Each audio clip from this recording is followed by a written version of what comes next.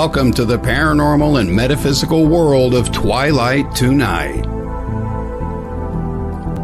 Host DD Moonflyer grew up with very open-minded parents who had many experiences with UFOs and the paranormal. Because of her mom's insistence on exposing her to spiritual classes, meditation, and teachings of Edgar Cayce, DD had a fascination and deep interest in the paranormal. Her own paranormal experiences have led her to seek out and interview other fascinating, knowledgeable people for better understanding of this phenomenon. Now, your host of Twilight Tonight, DD Moonflyer.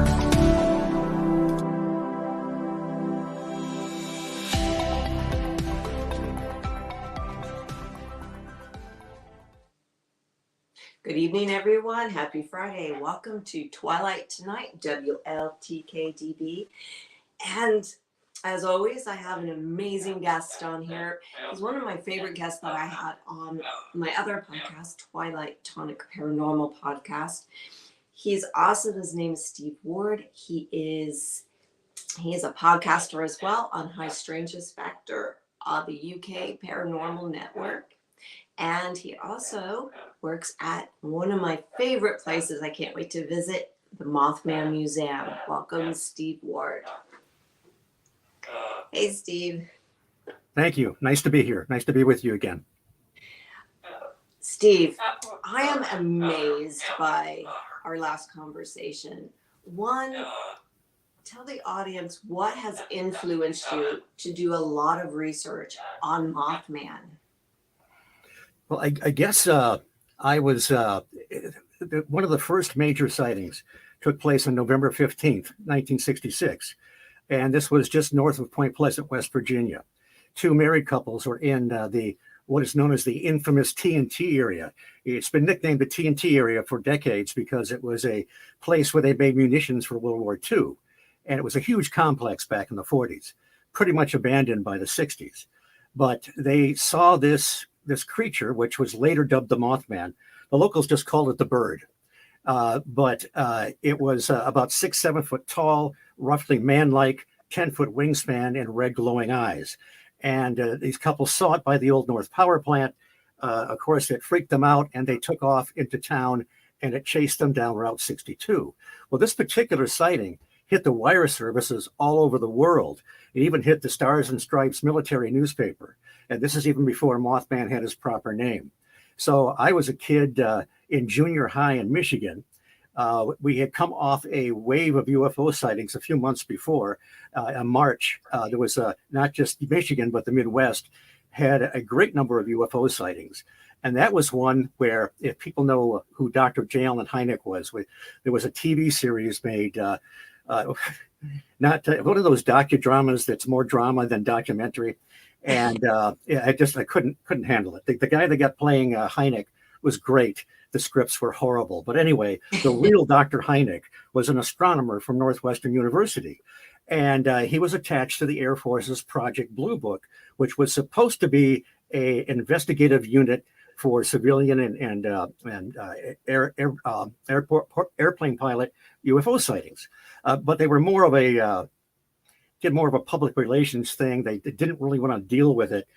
Hynek had become to believe that while he had been a skeptic, that these things were actually people were very credible. So it was funny because he asked them when this big flap was going on. He said, "Hey, should I go down to Michigan and check it out?" And he said, "No, nobody said anything." Well, then Gerald Ford, who was senator then before he became president, was incensed because a lot of credible Michiganders were reporting these things, police officers, upstanding citizens. And he thought, what the heck, why aren't you doing something about it? So Hynek was dispatched the next day, but he still felt like he had to straddle the fence. So he explained some of the sightings as possibly being swamp gas. And of course, the swamp gas jokes have still reverberated over the decades. And it was funny because, just a little aside here, 10 years later, I saw him speak at the MUFON, the Mutual UFO Network Symposium in Ann Arbor, which was where a lot of these sightings were taking place. And the title of his talk was Swamp Gas Plus 10 and Counting. It was a serious talk, but there was a lot of humor in it. And he recounted some of the mistakes he had made in the old days. By this time, he'd long separated from the Air Force. He started the Center for UFO Studies. Well, anyway, that incident, a kid in junior high, I mean, to have aliens just about landing in your backyard, even though I couldn't drive and couldn't play UFO investigator, it was just very cool. And then a few months later, that first major sighting of the Mothman. So I've been following it ever since. And John Keel, who was investigating the Mothman, who started writing articles, he didn't actually write the Mothman prophecies until almost 10 years later. And I started following his writings, and he influenced me a great deal. So that's kind of where it all started. Wow. I mean, it's such a mystery. It goes hand in hand with so many things. But from my understanding, every time someone has seen a Mothman, something huge has happened. I'm sorry, what did you say? Every time someone sees Mothman, is there a destruction that happens afterwards? No, I think that's a myth. A lot of people thought he was a harbinger because at the end of this, actually 13 months to the day that those two couples saw this thing, the Silver Bridge collapsed that connected West Virginia and Ohio. And so a lot of people thought it was like a banshee it warns of an oncoming death. Some people thought it caused the bridge disasters. Others like me thought it was just something that happened at the same time, but I'm not really aware of. I mean, the experience really disturbed a lot of people and freaked a lot of them out. Some of the ladies that saw it wouldn't drive. Some of the principal witnesses wouldn't drive at night for years. So, but nobody was actually hurt. But I don't know of anybody suggesting that they started to have a string of bad luck because they saw this thing. Okay. Now, there's been sightings where he's actually appeared in people's rooms, correct? Where he had stood over people in houses. Is that correct, Steve? I'm sorry, I'm just having a little trouble with my volumes. Please say that again. Okay. There are cases where he actually has invaded people's homes. Is that correct? While they're sleeping? Yes, that's a good point because, when we first started having these sightings, a lot of people who were brought up on 1950s science fiction movies with mutants and radioactive mutants and that sort of thing thought because, this area, the TNT area, was I think a Superfund site. It was very polluted and they spent a lot of money cleaning it up. A lot of people thought that maybe the chemicals in the water, the ponds or whatever, created some kind of mutation. Well, I think that's probably the least likely scenario. I mean, we know the way mutations develop, and to have some kind of a perfect hybrid man-like thing that could fly is unlikely. But I tell people that the sightings, the experiences, present a paradox, because in some cases, it seems like we are dealing with something physical that left footprints and so forth, and even its wings slapped against the car when it was flying after it. In other cases, it seems something more like an apparition. People have seen it appear in their bedrooms, like a ghost or one of a classic bedroom invader. There was a woman, Pat Gray, who wrote a book called The Thing. She and her husband, Reverend Gray, were missionaries. And one night in the middle of all this, they saw essentially the Mothman appear in their bedroom. Red glowing eyes, 6-7 foot tall, and bat-like wings. And this had just started. They didn't read anything in the newspaper. The next day, they left for faraway places as their role as missionaries. Well, they came back several years later and looked at the newspapers and thought, my God, that's what we saw in our bedroom. A couple months ago, I talked to a young lady that also said that she had that kind of bedroom invader, that apparition in her bedroom, like the Mothman. On the other hand, Keel found strange-looking footprints that seemed to be attributed to this thing by the old North Power Plant. But it gets weirder. Some of the sightings that Keel received, people that were in close proximity, thought they heard something like a humming noise or something perhaps mechanical. What are we dealing with? Some kind of a crazy early drone prototype? But then Keel mentions in the Mothman prophecies that some people that experienced this had an outbreak of poltergeist phenomena when they got home. And then there was a Swedish researcher that became a friend and colleague of Keel that followed him in the Point Pleasant area about a year or two later, Franzen from Sweden. He interviewed a lot of the original witnesses and many others, and the vast majority of them had experiences with a poltergeist after they saw this thing. So, and then one more. There was an unnamed town official that Keel talks about in the Mothman prophecies. He went out on his front porch, saw this thing standing there, and then he went into a trance, or at least had missing time for about 10 or 15 minutes. And then he came out of it and it took off. So, what do we make of all this? How do we possibly put that together if we listen to the experiencers? Keel talked to a little over 100 people that first year, and others have come forward since then. Mm-hmm. But so I tell Keel could not have told you exactly what it was. He, if you read Operation Trojan Horse and some of his other books, he gets into the ideas of something temporal, paraphysical, transmogrifications of energy. That's one of my favorite words, by the way. I try and put it in every sentence I can. But it is really a mystery as to what this was. Wow. Man, are all of the sightings in one area, or do they spread out? They spread out. The Ohio Valley, Pennsylvania. There was some early in Huntington before, maybe 63, 64. Jeff Walmsley, who runs the Mothman Museum, he's written a couple books. One is called Mothman, The Facts Behind the Legend, and the other is Mothman Behind the Red Eyes. And he has reprinted all kinds of articles and the original testimony of the two couples that saw this thing.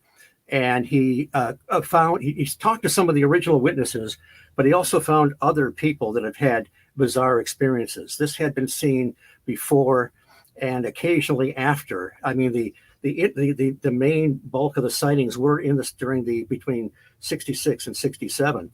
But there's a guy that wrote a book, James Gay Jones, who wrote a book called Haunted Valley, I believe, about West Virginia. He uncovered reports about some kind of a man bird around World War II up more in the Elk River Valley. It all kind of connects with the Kanawha and the Ohio. And these things had about a 12-foot wingspan, red plumage, and people were freaking out and keeping their kids inside and wouldn't let them go past the fence of the yard without supervision. So I don't know what to make of that, but that was pretty strange. Another little aside, there was another bridge collapse over the Elk River, a much smaller bridge back about 1904, I think. And it probably has no connection at all. It's just that it is interesting that both the Silver Bridge and the Elk River Bridge collapsed on December 15th. Mm-hmm. Wow. Yeah. It's like in the same area, but it's a wide range of the area. Do you think it's related to UFOs by any chance? Well, there were a great number of UFOs that were being seen in that area. They were going over all the time. In fact, John Keel, Mary Heyer, who was the reporter, he became friends and colleagues with. She was the stringer for the Athens Messenger. She wrote a column called Where the Waters Mingle. And she was the one that kept reporting Mothman, the Men in Black, and UFOs and so forth. Well, they found a place down south of Point Pleasant called Gallipolis Ferry, back in the hollers and the hills. And it's pretty desolate out there now. I mean, there's a lot of people live down there, but imagine what it was like a half a century ago. See, the TNT area had begun so filled up with people wanting to bag themselves a Mothman. There were lines of cars going in. There were guys with their shotguns and bow and arrows, man. They were going to mount that guy on their wall, I guess. So they found this desolate area, and they would go out there night after night, and there was all kinds of bizarre lights going overhead. There was one particular classic sighting with Marcella Bennett. She and her brother went out to a different Walmsley, some friends of theirs that lived in the TNT area. They had read about the Mothman. And so they're going to spook their friends. They were going to sneak up to the house and tap on the window. So they get out there, and it turns out their friends weren't home. Their kids were. But they start to go back to the car, and her brother is pointing up to the sky. He said, "What is that? It's not a plane. There's some kind of strange light or something that's maneuvering in a strange way." And she's not that interested. She's carrying her infant child. And then all of a sudden she notices what appeared to be a pair of legs on the ground. And this thing rises up, and it's the Mothman. She did not see red glowing eyes, but she saw the what looked like the head kind of recessed in the chest. She saw the wings, and she tried to run, but she got frozen. Her brother and his wife started running toward the house. When she started to run, she actually collapsed and fell on her infant child. Now, she was all right, but for a moment, she just couldn't get anything to function. They ran inside the house. They locked the door. This thing came up on the porch and started looking at the window and walking back and forth. In the meantime, they had called the police. Of course, by the time the police got there, it was gone. But it was seen a couple times in conjunction with strange lights in the sky. I'm not ready to say that the ETs let their pet out for a breath of fresh air. I don't know how to, I don't know how to pull these things together. There was a wave of Bigfoot sightings and UFO sightings in Pennsylvania in 73 and 74. Stan Gordon chronicles that in Silent Invasion and other books. And some of those Bigfoot reports are just bizarre. They're more ethereal, paranormal than a flesh and blood cryptid. But I'm not ready to say that the ETs are releasing Bigfoots. It's almost it's a lot to get into, but I kind of see some of these things as possibly a paranormal diorama. Perhaps the whole thing is projected or staged somehow. It doesn't always make sense in a nuts and bolts flesh and blood scenario. But yeah, to answer you, I don't know. They certainly, all these things coincided at the same time. Could it be possibly something like Mothman is an ancient being that just hid away for a long time? It could be. John Keel, at least in the 60s, he started to reject the extraterrestrial hypothesis. He thought something else was going on. Now, in later years, he backtracked a little bit, and he didn't think there was one answer to these things, and I don't either. But he thought these things that were probably a natural condition of the planet, something that's always been with us. So if that's the case, then in a sense, whatever forces maybe shaped this, or whatever its actual existence is probably very ancient. Yes. I've always wondered that, because there are so many different things like Mothman and Bigfoot and other creatures, even skinwalkers, that we just don't understand. Well, they're seen constantly.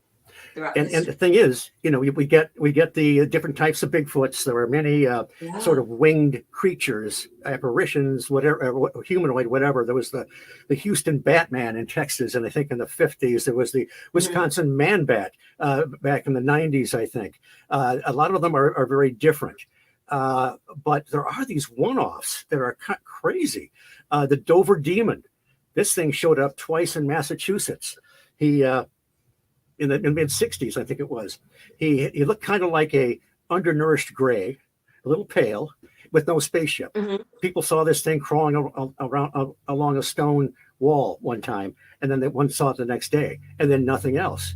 What about the Loveland Frogman popping out of the Miami River?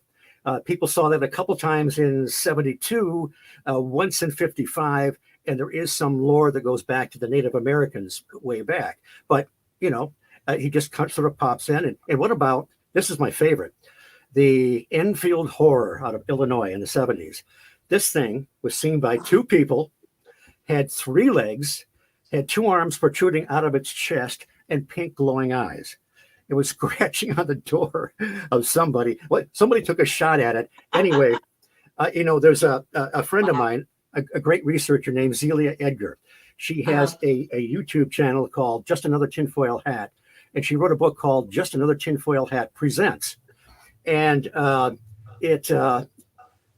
she talks about it. She coined this phrase that I'm so jealous that she got this and I didn't think of it. She's another Keel, a student of John Keel, like I am. So she has talked a lot about the idea of transmogrifications of energy and how these things may come from some natural condition of the planet or some kind of intelligence. Well, she calls these crazy one-off cryptids lost in transmogrification. Now, isn't that perfect? Wow. She also calls them flopped projections. It's almost like, this one, the three-legged guy. Oh no, Yeah. that didn't work. Next time we'll give him with 2 legs or 4 legs, but none of this 3-leg stuff anymore. So, and there are a lot of bizarre. There was the Rochelle monster, another Bigfoot creature. They called him Roro. There was Momo out of Missouri, so I guess they figured they had to have and it sounds like Scooby-Doo trying to form words, when you say Roro. Right. But this thing sort of like people started hearing like footprints, the breathing. They didn't see anything. There was like a pounding on the side of a house. Eventually they started to see this thing, but it wasn't leaving footprints. Later on, it started to leave footprints. It's a long story, but it's almost like this thing was sort of phasing into existence. Yet a lot of people saw this. So it's quite a mystery. I mean, I think some of these things are probably, as Keel did, some of these things are probably flesh and blood, unknown creatures. But there's something else that is connected to us, human consciousness or something deep in the subconscious, the collective unconscious, where these things seem to take on their own shape. They become temporarily physical. And then John Keel suggested that at some point they just melt away. Interesting. I find that really fascinating. Now, Mothman hasn't physically hurt anybody, has he? No. He just tends to show up and acts very curious. And scare the living daylights out of people and then move on. That would scare me. I don't know how I would handle something quite like that. Other things I could handle, but seeing something like Mothman might do me in a little bit. Well, we all hope that we'd be in the as people that are interested in this, investigators, that we could somehow keep our calm and be in the present moment, pull out our phones or our cameras and actually get a picture. But that doesn't always. I mean, so many people, are in that situation. It just doesn't work. And sometimes the photographs don't come out. I always find it really interesting too, because stuff like this always happens when you don't expect it.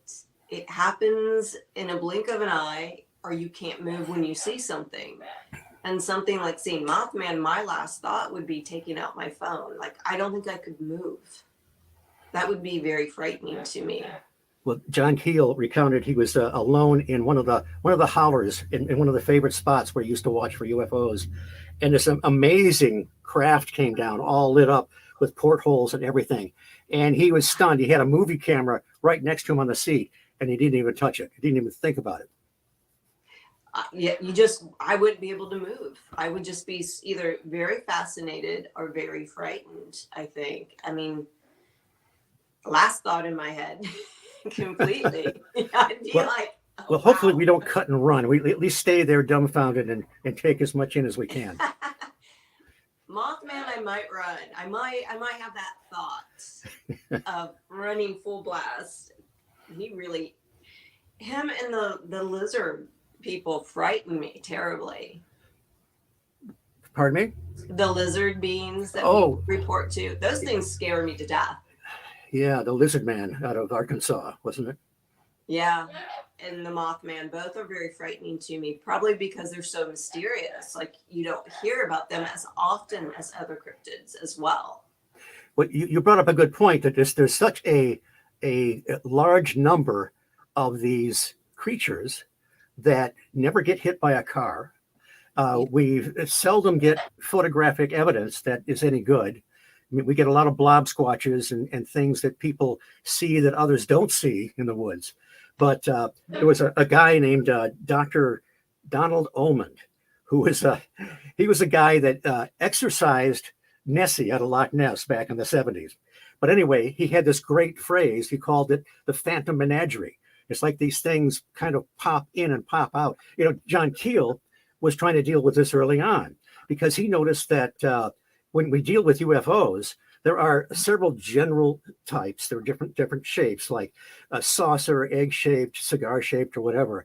But when you start to get down into specifics, there's almost none that are alike.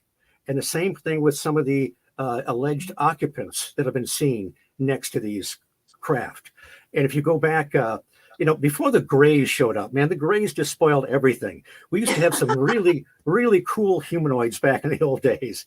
If you go back into the Aerial Phenomena Research Organization, it was headed by Jim and Cora Lorenzo, a very serious organization. They had a lot of scientists involved. They wrote great books called Flying Saucer Occupants.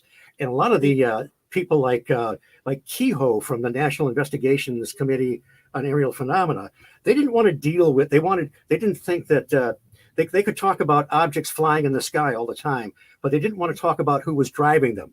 And the Lorenzos were collecting reports by credible people that would see these landings sometimes and would see some small humanoid figure, usually dressed in some kind of coveralls, sometimes looking pretty human, sometimes looking not so human. And so that was always pretty fascinating. And then later on, back in those days, you could find a gray every once in a while, something that looked like a gray. Right. And even if you go back into Swedish folklore, some of the elves are described like grays with big bulbous heads and skinny arms. But it wasn't really, I think, it wasn't until the late 70s, early 80s that we started to get the grays reported in mass. And that was when we had Close Encounters of the Third Kind in 77. In the early 80s, we had Whitley Strieber's Communion with that striking image on the cover. So I'm wondering, did the Greys just come in and move most of the other guys out? Or is something else going on? Does it have something to do with our perception or the way things manifest? I don't know. But but then you can go take it further, because if you go back into folklore, there is, when you talk about encounters with the elementals and the fairies and so forth, there are many, many parallels with some modern day UFO experiences. And even if you look at some of the elementals, if you were to trade their little red cap and green tunic for a pair of coveralls and switch them, they would look almost identical. Yeah. And of course, we all know about missing time. Well, missing time was prevalent in the tales, the folklore of various traditions of the little people. And there's all kinds of other connections as well. So that was first presented to me by Jacques Vallee. He wrote a great book called Passport to Magonia. And he had written two books prior to that where it was looking at UFOs as very nuts and bolts, anatomy of a phenomenon and challenge to science. And then he kind of threw up his hands, things weren't jiving. And he starts out in Magonia by saying, this is not a scientific book. And then he gives you all these amazing parallels with various traditions of folklore and modern day UFO experiences. One of the best ones, I don't know if you have time for this, but do you know about Joe Symington and the cosmic pancakes from outer space? I have heard that story, but we're going to take a short break. Okay. And then we're going to come back and tell us this story, because that's an awesome story. Okay. That's one of my favorites you've told me. We'll be right back after this message.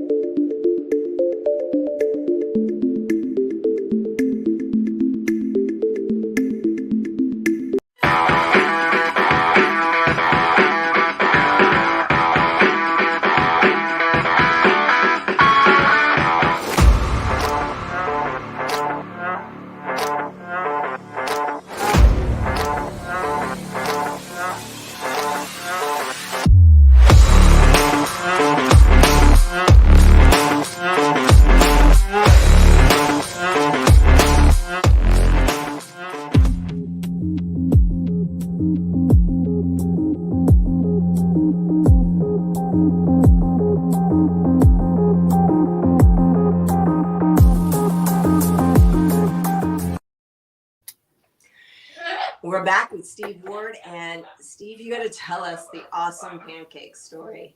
This is like one of my favorite stories you ever told me. Now, this also has, one of the things that I always look for are patterns and connections and parallels with these different experiences, whether it's different parts of the globe, different time periods, or different elements like maybe later we can talk about vehicle stoppages. It's not just the close proximity of UFOs that seem to interfere with the combustion engine in cars. But anyway, Joe Symington, this is April 1961, Eagle River, Wisconsin. He is a plumber by trade and a chicken farmer by day. He's out on his farm and he's finishing up his late breakfast dishes. He hears this god-awful noise he describes as knobby tires on a wet pavement. Well, he looks outside and he sees a classic flying saucer, two bowls, one on top, one on the bottom. And there's a door open, there's a hatch. And he goes outside and he sees there's people in there. It doesn't look like anything too threatening. This thing is actually floating off the ground. Now, as he approaches, there's 4 or 5 guys in there. They're about 5 feet tall. They're wearing knit caps, wearing coveralls. One guy in back looks like he's cooking something on a flameless grill. The one leaning out the hatch hands Joe a sort of a chrome bowl or chalice or something like that. It looks like the same color of the ship of the saucer. Mm-hmm. And doesn't speak, and there's no telepathy. Through gestures, he indicates he wants water. So Joe said he's kind of in trouble making eye contact with this guy. There's something about it that's creeping him out. So he goes, he fills up with water from his pump, and he brings it back. And then in exchange, they give him 3 of these pancakes off the grill. And then they're gone. The hatch closes up and they take off. Now, before I go further, if this had happened 100 or 200 years ago, people would have thought Joe would be visited by the fairies, even though they showed up in a strange metallic chariot, probably. Okay, now the thing is, you can see Joe talking about this on old YouTube videos. This old curmudgeon, he's 10 years younger than I am now. But anyway, so the Air Force gets involved with it. They even take one of these pancakes to examine. Now, they think Joe just fell asleep and had a dream, and a vivid dream. Now, that might explain why the pancakes tasted so bad, because some reporter asked him, he said, Joe, if they came back, would you go for a ride with them? He said, no, the food's terrible. Seriously. Okay. So, and also somebody said that they think he had other encounters, but he just shut up about it because of all the ridicule. Okay. So, the Air Force believes he's truthful. There's a local judge there that interviews him and writes an article. The judge believes Joe is truthful. At least everybody believes that Joe believes it. So the judge is, so in the meantime, the Air Force is examining, even Hynek was involved with this. They're examining the pancake with taxpayers' money. And the judge says to Joe, he says, kind of tongue in cheek, he says, Joe, what do these guys look like? Little green men? And he says, no, Judge. They were kind of swarthy, like Italians. A secret space program out of Italy? Okay, now we'll go back to John Keel here. John Keel said that in Trojan Horse, he quotes a part of a press conference with General Spaatz, one of the big generals of World War II. And in that conference, I don't know the context, but he actually says there's no truth to the rumor that flying saucers are coming from Spain or that Spaniards are driving flying saucers. A secret space program out of Madrid? Okay. Well, about the same time, Keel was getting, this is again before the advent of so many of the gray reports. He was getting reports of people, of landings, of fairly human people stepping out. But they would describe them as, and this is their descriptions weren't terribly sophisticated or even politically correct. They would say these guys look kind of foreign, European, dark foreign types. And what, like swarthy Italians, like Spaniards? I don't know.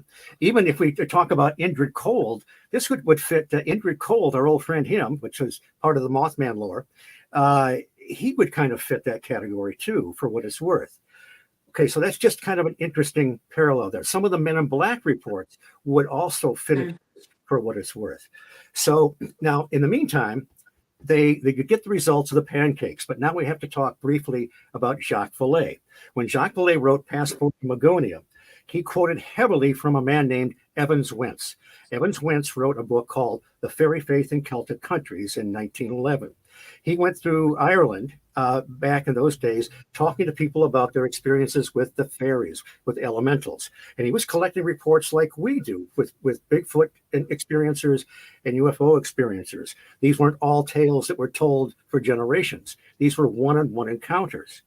And he talked to an Irishman, and the Irishman told him the fairies eat fresh meat, they drink pure water, and they never take salt. The pancakes from outer space were very terrestrial in composition, except there was no sodium. Now that may not mean anything, but it's just interesting that there was no salt in the for the swarthy Italians. There's just another kind of a side thing is the gathering of water. That's kind of common in any UFO reports, only sometimes they're talking about a hose or just sucking water up out of a lake. There's been several reports like that. But there is one in the mid-50s. Two miners are out in California, John Black and his partner, and they've been seeing this strange craft buzzing around for about a month. And they don't know what it is. Maybe it's military or something like that. So one time, John Black, as he's in the woods, and he sees what he thinks is a little kid fishing by the river. But as he looks closer, it's not a little kid. It's a little man, and he's wearing a tunic with buckles on it. He's got a bucket. He's getting water out of the stream, and he takes it, and he watches him step outside the woods, and he looks out in the clearing, and there's one of these craft that have landed, and this being is pulling a bucket of water up into his craft. Now, again, we're dealing with reports. I'm sure some of them are bogus, but still, it's the patterns I find are pretty fascinating. The whole water thing is fascinating. Well, the fairies and the fairy food, and the trading, the water for the food. I mean, even the Betty and Barney Hill incident. There's something that happened on the craft that's like one of the old fairy tricks dusted off. And people remember the story about Betty and Barney Hill, the couple that was abducted in 1961, New Hampshire, and they had missing time, and they went to Dr. Benjamin Simon. I'm not going to recap the whole thing, but there was a point in there where Betty is talking to the man, the one she calls the leader. And she sees this book, this fascinating book with strange writing in it and photographs and so forth. And she thinks if she can take this with her, she can, even if people don't believe her, she will know this is real. Now, if we go back into folklore, there's many tales. There's one where a little boy was met the fairies and he's playing with them, and he thinks a short time has gone by, but all day has gone by. But in the meantime, they're throwing these balls back and forth that look like they're gold. And he tries to take one with him when he goes home, and they catch him and they take it away from him. Well, when Betty Hill is going to leave the craft, the leader comes to her and says, "I'm sorry, the others object. You can't have it." And she's really upset. But I would say it doesn't seem like you can get those treasures out of fairyland any more than you can get them past the threshold of a spaceship. So it's just another little tiny, perhaps, connection to folklore. I think it's very interesting, too, as time goes on with Mothman, the UFO sightings, the Fae. Now we have the black-eyed children. Oh, yeah. And they're fairly new, from my understanding. The past 10 years, they've started to show up in the 90s, I believe. I could Something be wrong like about that. Yeah, I don't know what to make of that. That's people try to say that they're alien hybrids. No, whatever it is, it's very supernatural, and it's very much like out of vampire lore, where they ask to come in, and they won't come in unless you invite them. Just like the traditional vampire story. So I don't know how to process that. I do know that people like David Weatherly, who has written about them, and Nick Redfern have told me that sometimes when they talk about them on air, all of a sudden things go wacky. The electronics go crazy. So I think it's something very, very negative. I'm not sure that I believe in demons. I mean, there's a negative aspect to this that I think has given rise to our beliefs in demonology and so forth. But yeah, I don't know how to explain that. Although it does seem, at first I thought it was urban legend stuff, but I'm not so sure. Yeah. they always say the men in black show up right after the children show up. So that's what I find so fascinating, because they all tend to intertwine sometimes. Yes. Mothman sighting, sometimes the men in black show up. UFO sightings, definitely the men in black show up. And we have to be careful with some of that. I mean, sometimes you're just dealing with the government, you know. I mean, the Keel saw a lot of people in town at that time that looked like classic, you know, a crew cut, a skinny tie, real stiff, and, you know, wearing hats and so forth. And but there are some of the encounters are truly bizarre. Jenny Randalls, a great British researcher, she wrote a book called The Truth Behind the Men in Black. There was one bizarre case where a woman is coming back from work. I think she sees a UFO, and I think she reported it. But soon after, two men came to the door, appearing to be government. Her parents didn't know why they just let them in. It was just like something unconscious, and they started to question her, and she became very upset. And later on, I'm really shortening the story. Later on, Jenny Randalls suggested that they put her under regressive hypnosis, just in case they missed something. Well, when she did that, it to this woman's perspective, one man was asking her a series of questions, and the other man was asking her questions telepathically, intermittently with the other one. Now, that's the craziest Men in Black story I've ever heard. Wow. So, well, maybe not. Maybe the Hopkins one is the craziest. But you know, sometimes people will see. Sometimes missionaries are coming to the door. They're walking along. They're dressed in black suits, and people might misinterpret that. You know, they're just missionaries. Don't worry. They just want you know to give you a pamphlet. No more pamphlets. Can I tell you some of the connections, like vehicle stoppages? Oh yeah. Okay. That's really fast. I always think that's fascinating. Well, there's at least hundreds of cases where in the literature where a close proximity of a UFO, strange light or whatever, stalls the car and then moves on. Well, there's other things that have done something like that. In the 60s in North Cumberland, England, Dorothy Strong is in a taxi cab and they're driving along. All of a sudden the cab stalls and they look out the window and there's a phantom army coming toward them. And as the soldiers get closer, they fade away. And they feel like they're being hit by a force field, and the fare meter is going crazy. We never found out if she was being overcharged or undercharged. But anyway, something bizarre was going on. And they knew it was from the Battle of Otterburn from 1388. The reason they knew that is because the uniforms, this army has manifested before and then just fades away. Mm-hmm. And once it faded away, everything went back to normal and they could drive the cab again. And we've heard of things, we've heard of phantom platoons and phantom soldiers at places like Gettysburg. Okay, now let's get a little weirder. This is in the 60s again. This is near Marlington, West Virginia, near the state forest. And W.D. Doc Priestley is cruising along in his car. He's following his buddies in a hunting bus. And all of a sudden, his car rolls to a stop. It's been running perfectly. And he looks over to his left, and there's a classic Bigfoot standing there looking at him. And he doesn't know how long he was staring at this thing. But his buddies finally realize he's not there. They turn around. The bus is coming back. Mr. Bigfoot recedes back into the woods, and he can start his car again. So he takes off. He gets going a little further. He doesn't say anything to his buddies. He just gets very quiet about this experience at this point.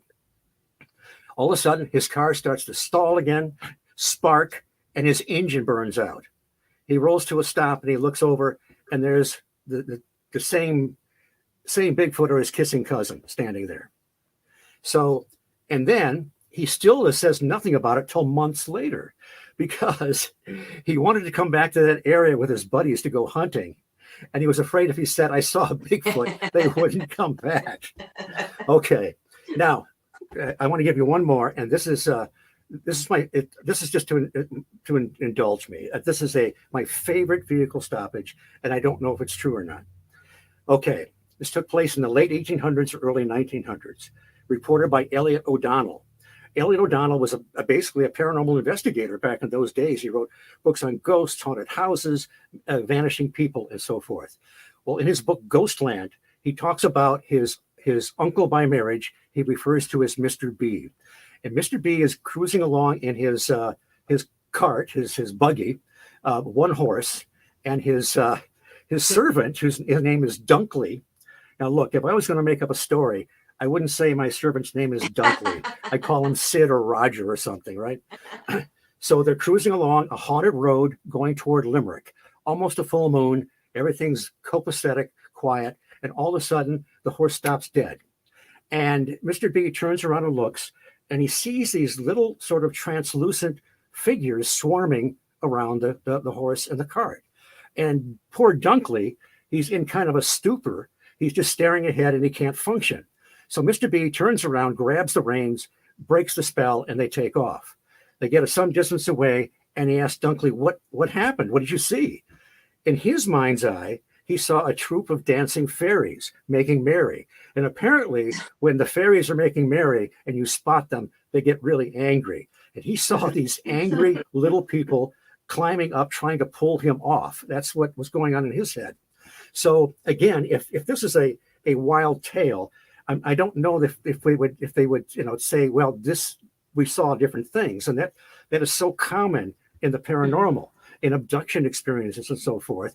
And even if we raise the specter of Betty and Barney Hill again, they did not have identical experiences. For the most part, they did, but Barney was unconscious part of the time. Betty was completely aware and giving the aliens hell. And they didn't actually describe the aliens in exactly the same way. Betty saw their noses as kind of slits. Barney saw something more like a Jimmy Durante nose.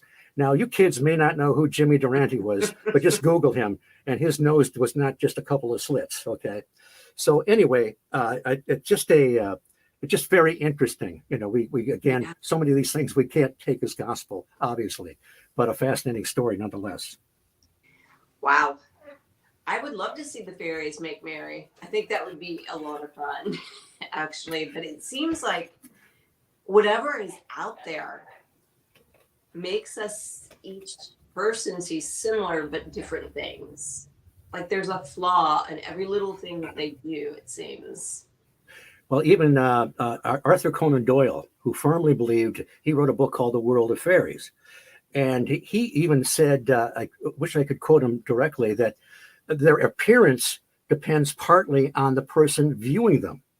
And I thought, that sounds like John Keel 100 years earlier, Yeah. There's supposed to be all kinds of races of them. There's really tall, thin ones, little ones, ethereal looking ones. So I always find the Fae extremely interesting, but they seem to keep intermingling with like the UFO phenomenon. It does life all in the woods.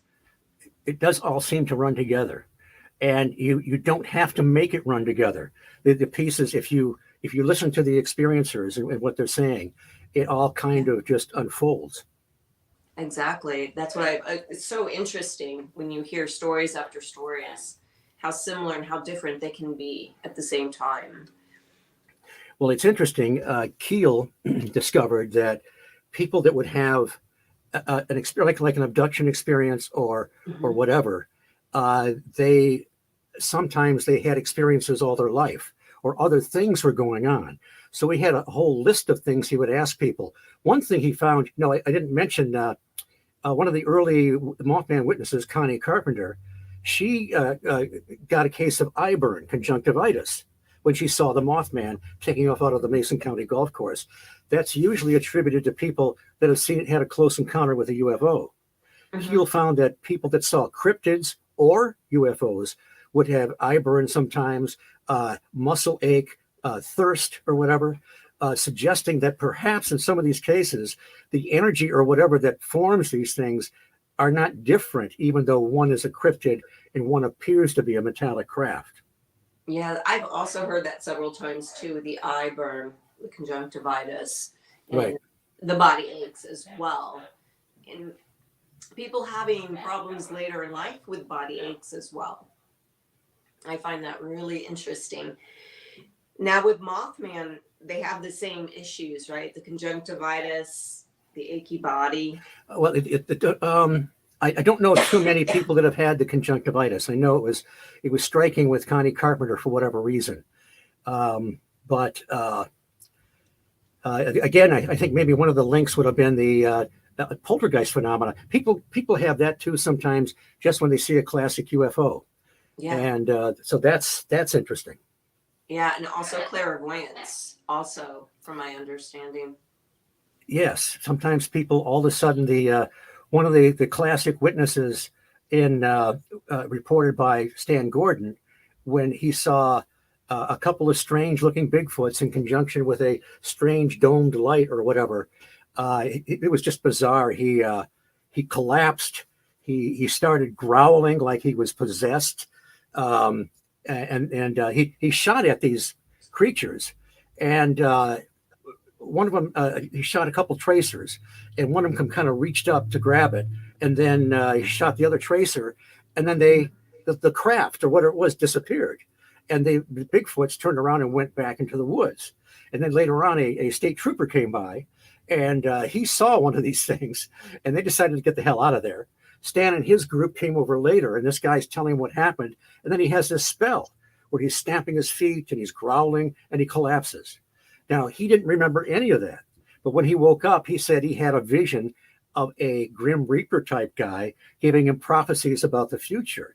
And then later on, he developed clairvoyance, like he knew about when planes were going to crash and so forth. And he hated it. But the whole thing is, you try to put it in a category. Well, we've got these ET craft here and these strange creatures, but then you have all this high strangeness that goes along with it. It's just bizarre and interesting. It is really, really odd. If people want to come visit the museum, where is it located and how? Right in downtown Point Pleasant on Main Street. Easy to find. And all you have to do is find the Mothman statue, the majestic Mothman statue. It's right there next to it. And what are the hours, out of curiosity? They're go up. Yeah, they're. I'm trying to think. It's usually like 10 to 5, I think, during weekdays. Saturdays it's open a little later to 6, and Sunday it's noon to 5, I think. So it's open quite a bit, and you can find me there. And now you can find me there on Saturdays. Stop by from noon to 4, and I'll give you the tour. Awesome. I will probably show up this year sometime, so you better. Well, that sounds good.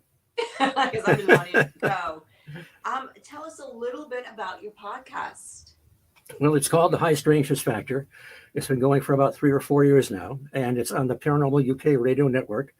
And I talk to all kinds of people. Anybody that knows me knows that I often can't choke out 2 or 3 sentences without mentioning John Keel or some of his writings, but we do other things too. So, and my co-host is Andy Mercer.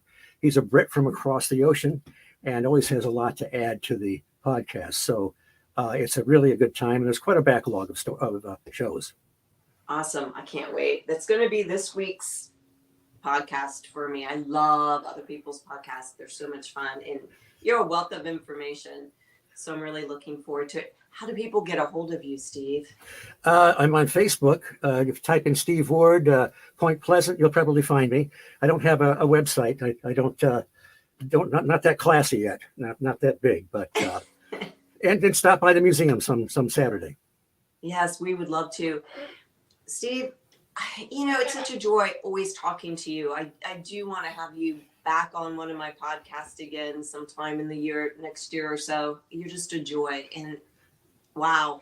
Well, thank you. I'll come back anytime. I would love to have you. Steve, you have a wonderful weekend. And remember, if you guys are going to the Mothman Museum, he's going to be there till 4:00 in the afternoon, and he will give you a tour. Have a good night, Steve. It's nice seeing you in person. You too. Good night. The truth is here and now on WLTK-DB Talk Radio at WLTK-DB.com.